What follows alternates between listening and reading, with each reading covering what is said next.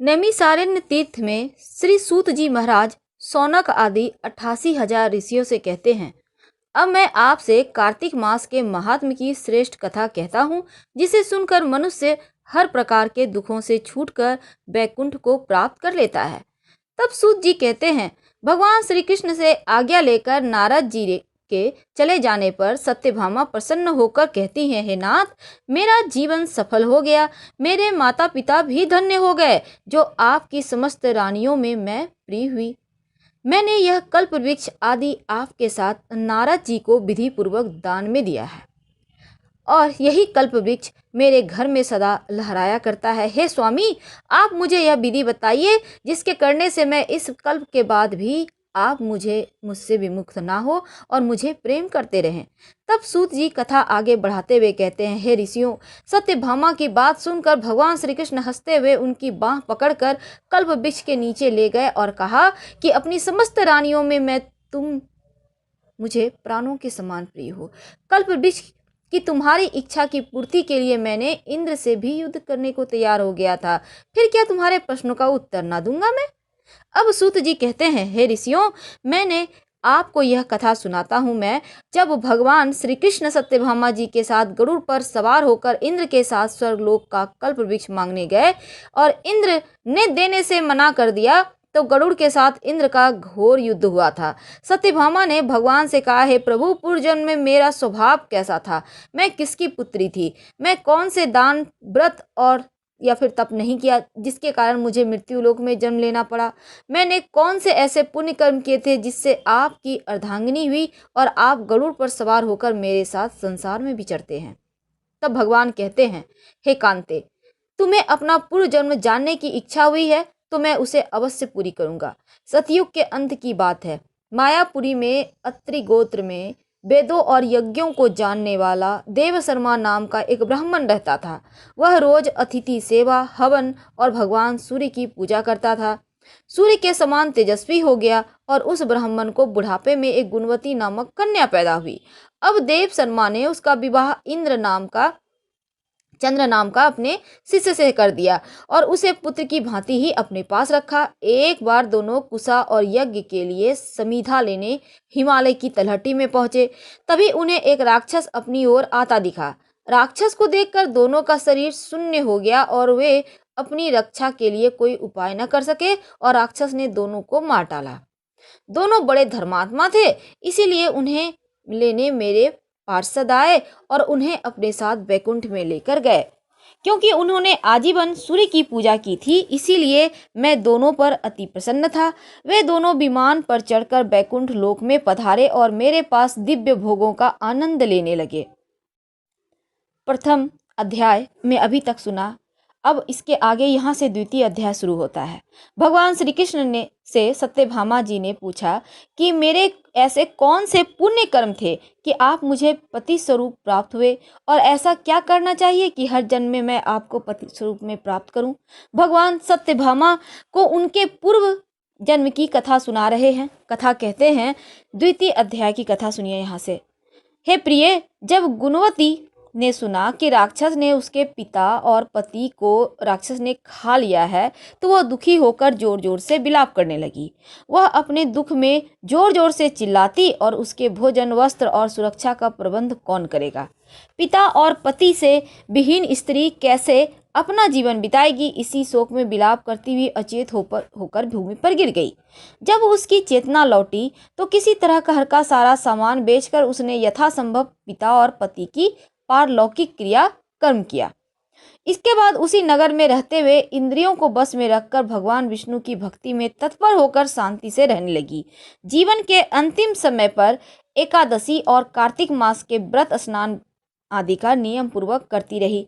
भगवान श्री कृष्ण इतना बताने के बाद सत्यभामा से कहते हैं, प्रिय, ये दोनों व्रत मुझे अत्यधिक प्रिय हैं और जिसको करने से भोग और मोक्ष की प्राप्ति होती है। पुत्र और संपत्ति की प्राप्ति होती है। और कार्तिक की तुला राशि पर सूर्य निकलने पर अगर महापापी भी प्रातः स्नान करते हैं तो वे भी मुक्ति को प्राप्त करते हैं।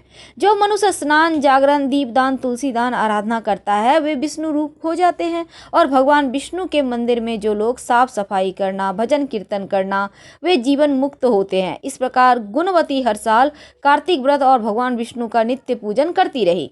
वृद्धा होने के बाद एक बार वह ज्वर से पीड़ित और दुर्बल थी, फिर भी गंगा स्नान को गई, लेकिन जो ही पानी में उतरी ठंड के कारण कांपने लगी। उसी समय गुणवती ने आकाश से आता हुआ एक विमान देखा। शंख, चक्र, गदा, पद्म आदि आयुधों से युक्त श्री कृष्ण का रूप धारण किए हुए विष्णु के पार्षद आए और गुणवती को अपने साथ विमान में बैकुंठ लोक को चले गए लेकर। कार्तिक व्रत के प्रभाव के कारण गुणवती मेरे पास आ गई। जब ब्रह्मादि देवताओं की प्रार्थना पर मैंने पृथ्वी पर अवतरण लिया तब वे गण भी मेरे साथ आए थे। हे भामिनी, ये सब जो यादव हैं मेरे ही गण हैं जो मेरे साथ आए हैं। तुम वही गुणवती हो जो कार्तिक स्नान के बाद से मुझे अति प्रिय हो गई। तुम्हारे पिता देव शर्मा इस जन्म में तुम्हारे पिता शस्त्राजीत हुए और तुम्हारे पति चंद्र शर्मा इस जन्म में अक्रूर जी बने। तुमने तुलसी का बाग लगाया था, उसी का प्रभाव है कि यह कल्प वृक्ष तुम्हारे आंगन में है। कार्तिक मास में जो तुमने दीप दान किए हैं उसी फल से तुम्हारी देह सुंदर हुई और घर में लक्ष्मी का वास है।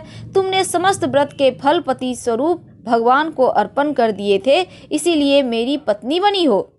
तुमने जन्म से लेकर मृत्यु तक कार्तिक पूजा को जो फल प्राप्त किया, जिसके कारण मेरा सानिध्य मिला, इस व्रत को धारण करने वाले मुझे तुम्हारे इतने ही प्रिय हो जाते हैं। सत्यभामा पूर्वजन्म की कथा सुनकर बड़ी प्रसन्न हुई।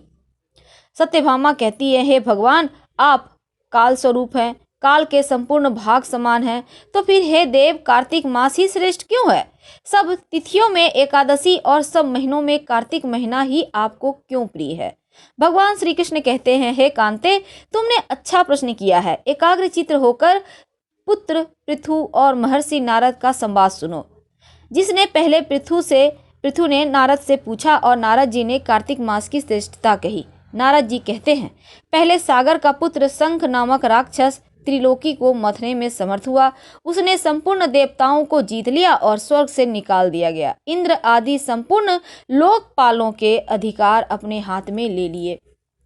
अब यहाँ पर जब वो सब कुछ ले लेते हैं तब देवता उसके डर के मारे अपनी पत्नी, पुत्रों आदि के साथ बहुत वर्षों तक सुमेरु पर्वत की गुफाओं में वास करते रहे। जब देवता देवलोक छोड़ चले गए तब शंखासुर को संतोष ना हुआ। उसने सोचा, मैंने देवताओं को तो जीत लिया है, फिर भी वे पूरी तरह शक्तिहीन नहीं हुए हैं। वे वेद मंत्रों आदि के बल के कारण शक्तिशाली हो जाते हैं और यदि उनके वेद मंत्रों आदि का हरण कर लिया जाए तो वे बलहीन हो जाएंगे। तब शंखासुर ने उन्हें खोजता हुआ समुद्र के अंदर प्रविष्ट हुआ, परंतु वे वेद एक स्थान पर कहीं प्राप्त न हुए। पीछे से ब्रह्मा जी सब देवताओं को संग लेकर भगवान विष्णु जी के शरण में बैकुंठ धाम को पहुंचे। अब यहाँ पर श्री विष्णु को निद्रा से जगाने के बाद सभी देवतागण भजन कीर्तन करने लगे और गंध धूप करने लगे, रक्षा की प्रार्थना करने लगे। उनके प्रयासों से प्रसन्न होकर भगवान ने नेत्र खोले। तब सभी देवताओं ने श्री कृष्ण के दर्शन किए और षोडशोपचार से पूजा करके दंडवत किया। भगवान माधव ने उनसे कहा, मैं आपसे प्रसन्न हूँ, मैं आपकी सभी मनोकामनाएं पूर्ण करूंगा और आश्विन शुक्ल पक्ष की एकादशी से लेकर देवोत्थान एकादशी तक प्रहर भर रात्रि रहते जो मनुष्य तुम्हारी तरह भजन और कीर्तन करेंगे, मैं उनसे प्रसन्न रहूंगा और वो मुझे प्राप्त कर सकेंगे। शंखासुर जिन वेदों को हर कर ले गया है, मैं शंखासुर का वध करके उन्हें वापस लेकर आऊंगा। अब से बीज मंत्र समेत सभी वेद प्रतिवर्ष कार्तिक के महीने में सदा जल में निवास करेंगे और मत्स्य रूप धारण कर मैं जल में जाता हूँ। तुम संपूर्ण मुनियों के संग आओ और इस लोक में जो अच्छे मनुष्य प्रातः स्नान करते हैं वे निश्चय ही अक्षय स्नान का फल प्राप्त करते हैं।